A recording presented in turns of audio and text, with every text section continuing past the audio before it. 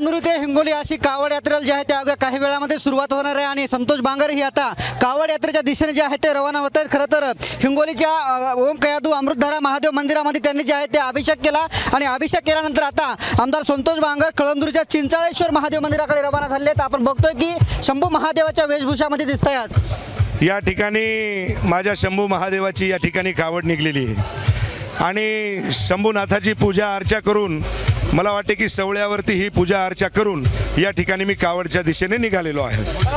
तर मागच्या अनेक दिवसापासून पावसाने खंड दिला होता, मात्र आजचं वातावरणही पावसाळी झालेलं आहे। ही भोलेनाथाची कृपा आहे आणि आज तुम्ही बघा कालपासून त्या ठिकाणी धो पाऊस या ठिकाणी चालू आहे आणि आजही वातावरण एकदम सुंदर आहे, पण लाखोच्या संख्येने माझे शिवभक्त या कावडमध्ये सहभाग नोंदवलेला आहे।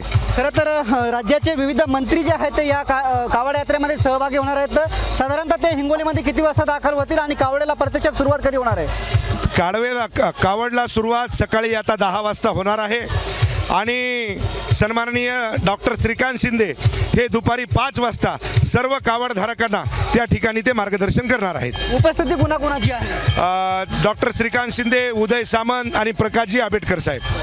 समारोपीय भाषण गांधी चौकामध्ये होणार आहे। गांधी चौक भगवेमय झालेला आहे। या ठिकाणी गांधी चौकामध्ये हा समारोप भाषण होणार आहे, कावडची सांगता त्या ठिकाणी होणार आहे आणि सर्व शिवभक्त त्या ठिकाणाहून ओम कयादू अमृतधारा महादेव मंदिरावरती कावड घेऊन येणार आहेत। खरं तर हिंगोलीच्या गांधी चौकामध्ये जे आहे ते कावडचा सायंकाळी समारोप होणार आहे आणि याच समारोपाच्या अनुषंगानं हिंगोलीचे गांधी चौक ही भगवामय झाल्याचं आपल्याला पाहायला मिळते।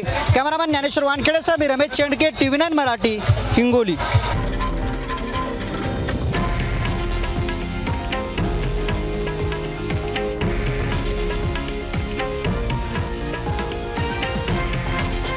हे आहे देशातील नंबर 1 न्यूज नेटवर्क आणि आपण पाहत आहात TV9 मराठी, एकमेव।